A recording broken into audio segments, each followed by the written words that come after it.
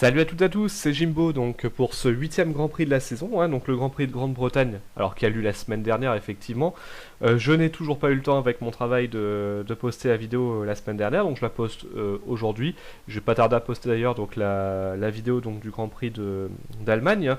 On va commencer donc d'abord par le Grand Prix de Grande-Bretagne. Alors, donc on va le faire équipe par équipe comme d'habitude. Alors ne vous inquiétez pas, je retiens bien effectivement tous les commentaires qui me disent qu'il faudrait faire éventuellement une session Paris sportif ou quelque chose comme ça aussi. J'ai pas eu le temps de le faire pour ce Grand Prix. Là je suis en vacances pour 3 semaines, donc il n'y a aucune raison que je ne le fasse pas pour le Grand Prix de Hongrie. Ce sera fait, je vous rassure. Et on va tout de suite commencer avec l'équipe Marussia. Alors l'équipe Marussia, donc les deux pilotes Chilton et Bianchi sont en Q1, c'est pas une surprise, donc avec les 20e et 19e temps respectifs donc pour Chilton et Bianchi. Il faut savoir que Chilton a échoué quand même à 7 dixièmes, plus de 7 dixièmes de son coéquipier en qualification, c'est assez énorme. Et au final, Chilton et Bianchi terminent 17e et 16e en ayant gagné 3 places chacun. Chilton terminant à près de 31 secondes et demie de son coéquipier, alors qu'il y a eu la voiture de sécurité qui est rentrée peu de temps avant, donc c'est quand même assez énorme. Bianchi, sans surprise, remporte sa manche 1-0 et ça fait 7-1 pour Bianchi sur l'ensemble de la saison. Pour Caterham, c'est un peu le même cas de figure finalement. Van der Garde donc, ferme la marche en 22e position sur la grille et pique est 18e. Il y a eu 1 seconde 6 cette fois-ci entre les deux voitures. Alors je pense que Van der Garde, je vous avoue, je n'ai absolument pas vu les qualifications. Mais je pense que Van der Garde a eu un problème, parce que pour terminer 1 seconde 6 de son coéquipier en qualification, sur la même séquence, faut quand même le faire. Au final, Van der Garde termine 18e et Pic termine 15e. Alors Van der Garde termine à 36 secondes de son coéquipier quand même, Charles Pic. Donc une fois de plus, tout comme pour Marussia, c'est Pic qui remporte son duel 1-0. Et comme pour Marussia, il domine Van der Garde 7 manches à 1 sur l'ensemble de la saison pour l'instant. Toro Rosso maintenant. Alors Toro Rosso, c'est le type même d'équipe où la hiérarchie a quand même un peu de mal à se dessiner depuis le début de la saison.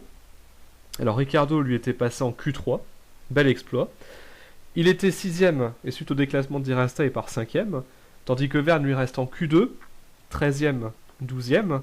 Alors Ricciardo termine quand même une encourageante 8ème place, il marque les 4 points de la 8ème place, tandis que Vergne, lui, il a abandonné notamment des suites de sa crevaison, sur sa Toro Rosso, et ensuite il avait le fond plat abîmé, donc il n'a pas eu d'autre choix que d'abandonner.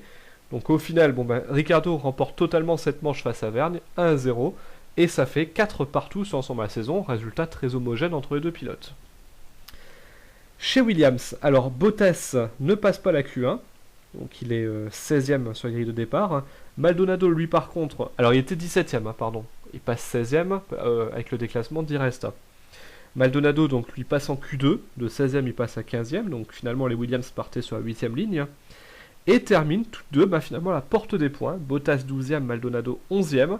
On passe pas loin de l'exploit pour Williams, et je pointe ce mot, exploit. Williams est la seule équipe, à part les Caterham et les Marussia, à ne pas avoir inscrit le moindre point depuis le début de la saison. C'est quand même assez catastrophique, surtout pour une équipe qui s'appelle Williams. Donc là encore il passe juste à côté, mais il ne marque pas de points. Et finalement Bottas termine seulement à 3 secondes 9 de son coéquipier Maldonado, qu'il a quand même bien dominé en course comme en qualification. Donc ça fait 1-0 pour Maldonado et 5-4 sur l'ensemble de la saison pour Bottas, qui garde l'avantage sur son coéquipier. Force India maintenant, donc là c'est pareil, les deux pilotes ont des performances assez similaires, avec un petit avantage quand même pour Di Resta.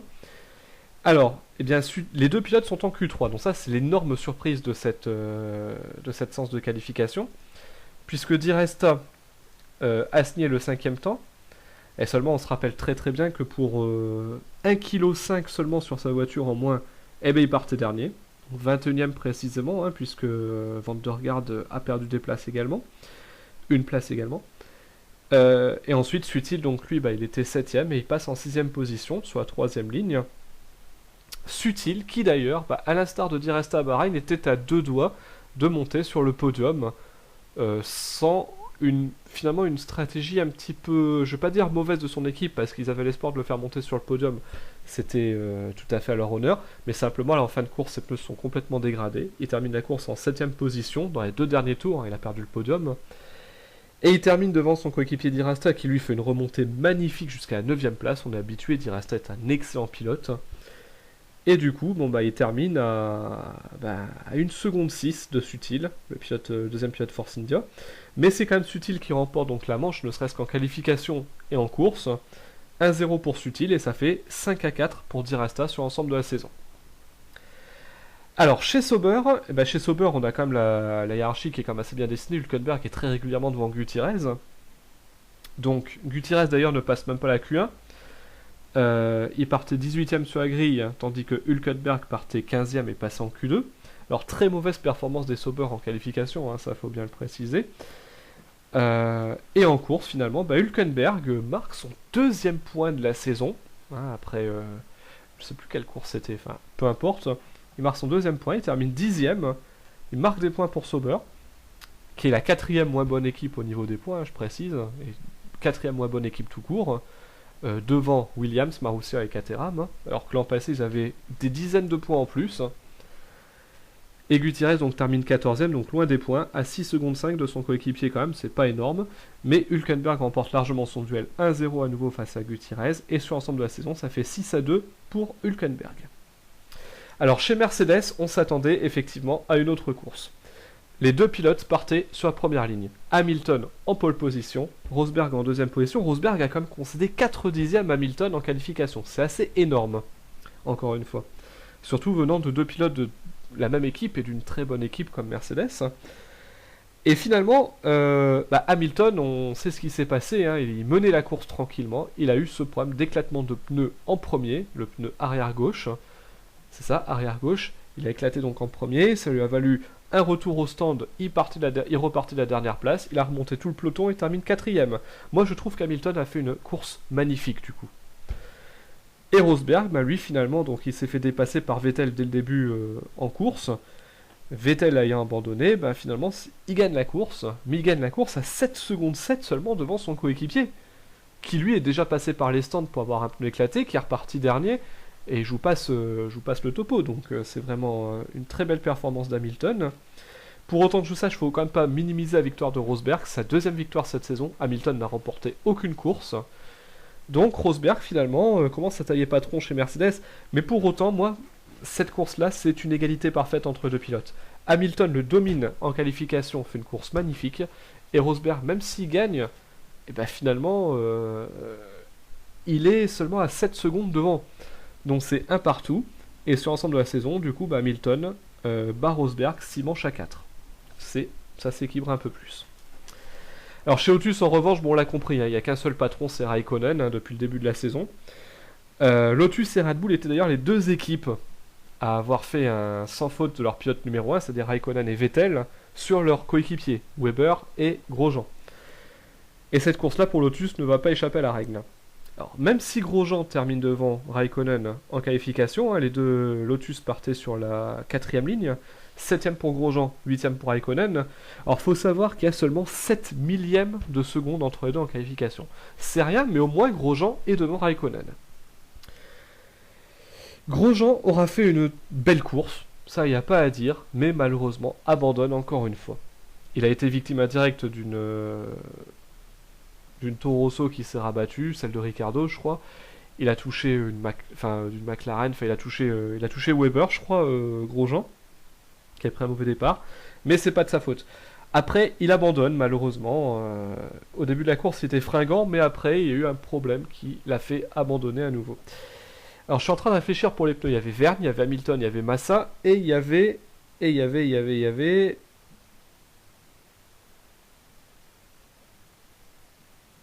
y en avait un autre, je sais plus qui c'était. Et il y avait Pérez, pardon, autant pour moi.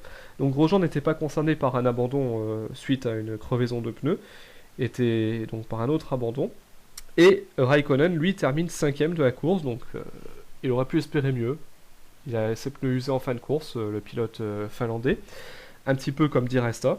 Mais Raikkonen remporte encore une fois son duel face à Grosjean, donc ça fait 1-0 pour Raikkonen et 8-0 sur l'ensemble de la saison pour Raikkonen face à Grosjean. Je veux dire, on est quand même chez Lotus, on n'est pas chez Marussia, c'est une équipe quand même de pointe. Et je comprends pas qu'il y ait un tel écart entre les deux coéquipiers, donc là il faut vraiment que Grosjean se ressaisisse, parce que sinon là, il est en train de se faire complètement dominer par son coéquipier. D'ailleurs, au niveau des points, Raikkonen a plus d'une centaine de points, quand Grosjean en a une vingtaine. Donc c'est quand même assez urgent. Alors ensuite, on passe chez McLaren. Alors McLaren, Perez et Button sont en Q2 tous les deux. Donc, Perez concède 4 dixièmes à son coéquipier en qualification.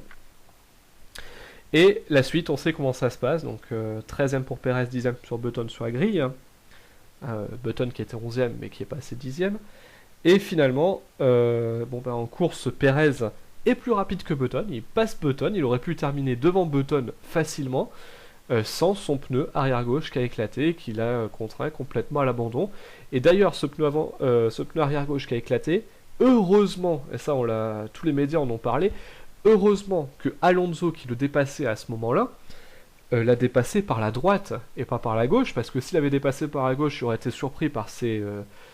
Quand un pneu éclate, il y a plusieurs projectiles de fer, d'acier et tout qui s'échappent du pneu, de la rechappe du pneu, de la structure du pneu. Et si Alonso était passé par là, eh bien on aurait certainement pu penser qu'Alonso serait mort à l'heure actuelle, à cause de cette crevaison.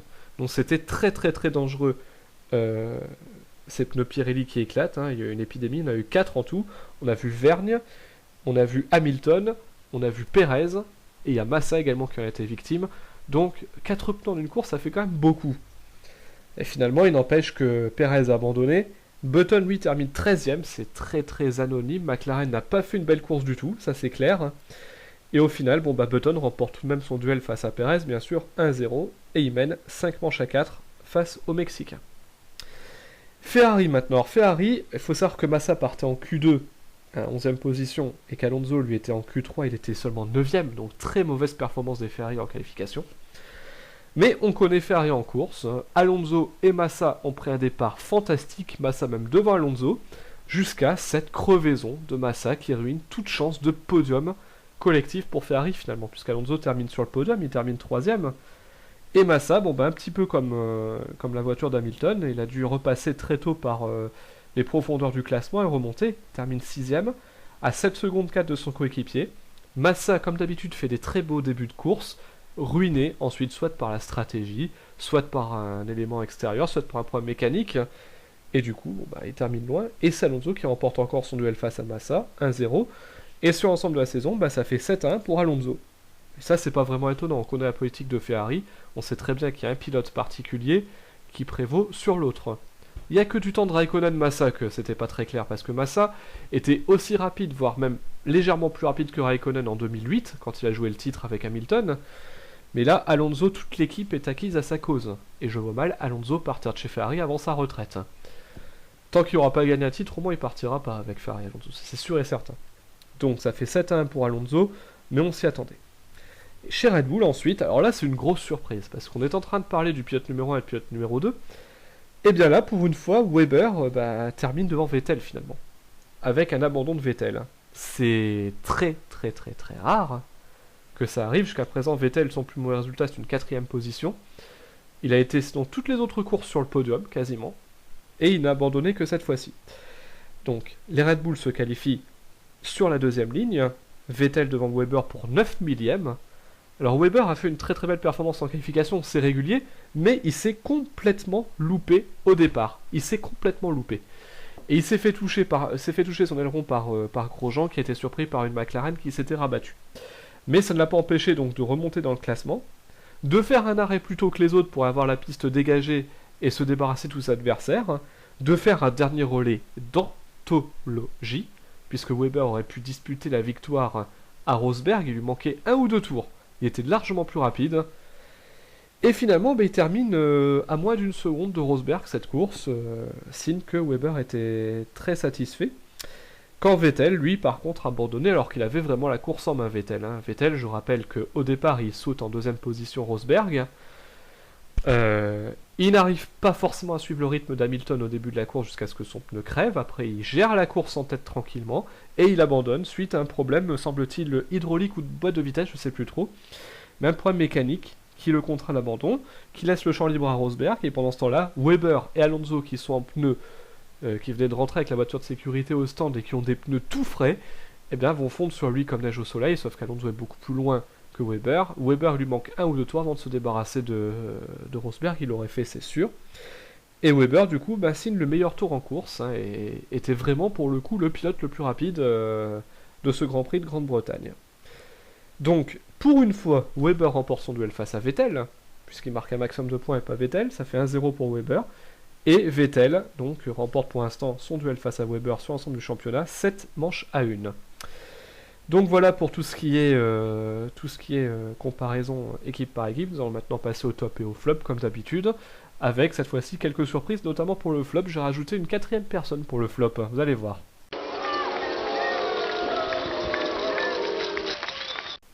Donc puisqu'on parle des flops, eh bien, on va commencer par la 3e position. Je vous ai dit qu'il y en avait 4, mais je vais faire les 3 premiers. Alors, McLaren. Pour moi, c'est le 3e plus gros flop. Hein, mauvaise performance en qualification, sauf pour Button. Perez qui a sa roue arrière gauche qui éclate. Bon, c'est pas de sa faute, hein, c'est la faute de Pirelli. Et Button qui ne termine que 13e avec sûrement une mauvaise stratégie à la fin. Donc c'est un Grand Prix oublié, hein, pour finalement une équipe qui joue à domicile. McLaren, c'est une écurie britannique. Et donc, c'est pas énorme de leur part. Marque pas de points. 2e position, alors c'est un flop plus global. Je vais pas dire que Romain Grosjean c'était un flop sur ce Grand Prix, puisqu'il a abandonné, mais il a fait un très beau début de course. C'est un petit peu comme Massa en fait, il fait des beaux débuts de course, il abandonne et il fait des mauvais deuxième relais ensuite. Grosjean était dans les temps de Raikkonen, il a laissé passer Raikkonen, etc. Bon, on connaît l'histoire. Et du coup, après il a abandonné. Mais 8-0 sur l'ensemble de la saison par rapport à Raikkonen, ça commence à faire énorme pour Grosjean. Lotus est la seule équipe aujourd'hui à avoir une différence telle entre ces deux coéquipiers. 8-0 pour Raikkonen, quoi. Toutes les autres équipes, il y a eu au moins le 2e pilote qui a battu le premier, pas forcément à la régulière, mais parfois sur cause d'abandon. Mais là, ça n'a jamais été le cas. Raikkonen a toujours terminé ses courses dans les points. Et a toujours terminé ses courses, surtout, par rapport à Grosjean. Donc, c'est un 2e flop, mais c'est plus général. Hein. Et après, le premier flop, c'est les pneus Pirelli, tout simplement. Les pneus Pirelli, pour moi, qui ont été le gros flop de cette course, parce que 4 crevaisons au même pneu, l'arrière gauche, sur 4 voitures différentes, comme je vous dis dans la même course, c'est énorme. C'est énorme et ça met en danger non seulement les spectateurs, hein, les commissaires de piste, mais surtout les pilotes. C'est les pilotes qui passent le plus près des pneus quand ceux-ci explosent. L'exemple d'Alonso, tout à l'heure j'en parlais, c'est frappant. Alonso, il a choisi de dépasser sur la droite. Heureusement, s'il avait dépassé sur la gauche, Alonso avait des grandes chances d'être mort à l'heure qu'il est. Et d'ailleurs, pour le Grand Prix d'Allemagne, dont je vais faire le résumé très prochainement, il y a beaucoup de pilotes qui se demandaient s'ils allaient courir le Grand Prix.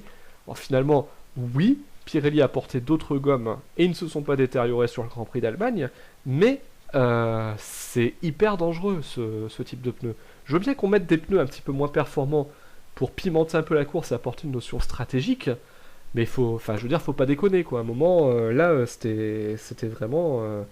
Et on se rappelle que en 2005, lors du Grand Prix des États-Unis, qui a été une véritable fiasco total, tous les pilotes Michelin avaient décidé de faire grève et de pas partir, alors que les pilotes Bridgestone, les Ferrari, les Jordan et les Minardi à l'époque, étaient partis. Et d'ailleurs, c'était le premier podium de Thiago Montero, on se rappelle, dans la circonstance vraiment ubuesque. Mais il me semble pas qu'il y avait eu des explosions de pneus comme ça. Là, franchement, les pilotes, ils auraient eu tout à fait raison d'annuler, limite d'annuler le Grand Prix, de rembourser les spectateurs, parce que là, c'était vraiment très dangereux pour le spectacle. Mais bon, après, ça s'est amélioré en Allemagne, tant mieux. Et ensuite, je mets un flop optionnel cette fois-ci. Un flop optionnel qui va, encore une fois, sur l'ensemble de la saison, sur Jacques Villeneuve, commentateur sur Canal+. Alors, j'apprécie énormément son ton très direct et très franc lors des premières courses, notamment en Australie et en Malaisie. Mais à un moment, je veux dire, faut pas déconner.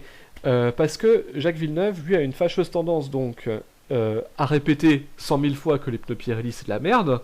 Alors, je suis d'accord, c'est pas forcément les meilleurs pneus qui tiennent, mais ça a au moins le mérite de pimenter un peu les courses, je le dis, de rajouter une dimension stratégique.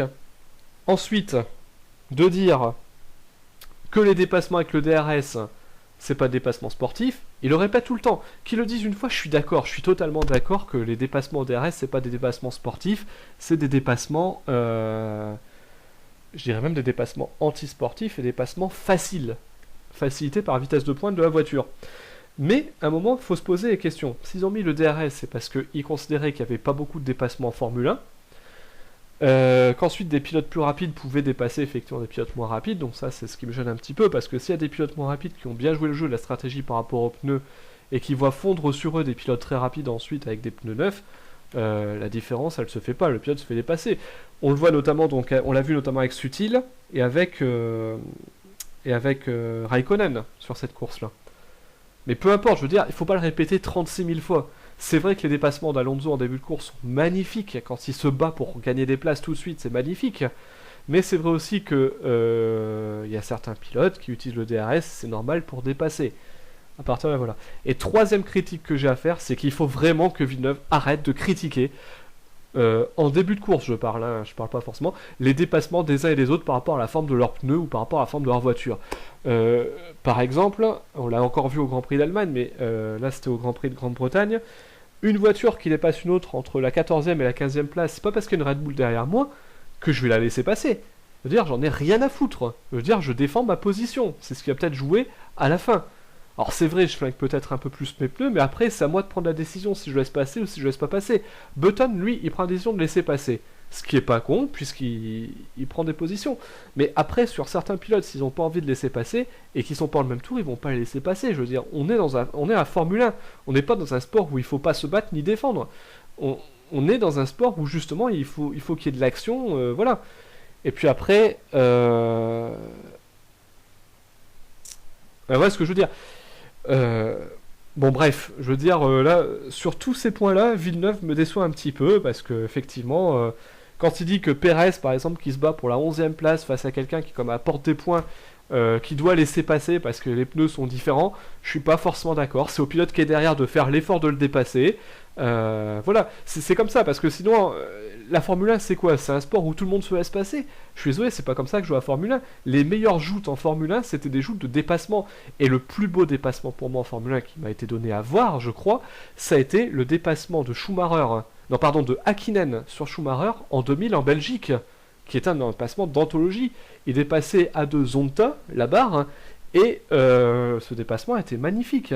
Bon bah voilà, il se pose pas la question de savoir si j'ai des bons pneus, est-ce que j'ai bons pneus ou pas. Il dépasse et puis c'est tout. Après, bon, peu importe, c'est pas le bon exemple parce qu'Hakkinen et Schumacher étaient en bataille pour le championnat à ce moment-là. Mais bon, je veux dire, il faut arrêter à un moment de toujours critiquer les dépassements des uns et des autres par rapport à la forme de leurs pneus. C'est vrai que si par exemple un pilote est resté 30 tours en pneus, que ses pneus commencent vraiment à s'user, que l'équipe ne décide pas à laisser rentrer au stand, et qu'il y a un mec qui arrive derrière avec des pneus neufs et qui joue à victoire, évidemment, là c'est discutable que le mec y résiste. Mais je veux dire, c'est au mec de réfléchir hein, s'il doit le laisser passer ou pas. C'est pas à son stand de lui dire bon bah tu ferais mieux le laisser. Enfin si aussi, mais c'est à son stand et au pilote de réfléchir. Button gère très bien cette situation, il y en a d'autres qui le gèrent pas très très bien. Bon bah et alors, ça fait le spectacle, tant mieux. On va pas s'en plaindre. Alors maintenant nous allons passer donc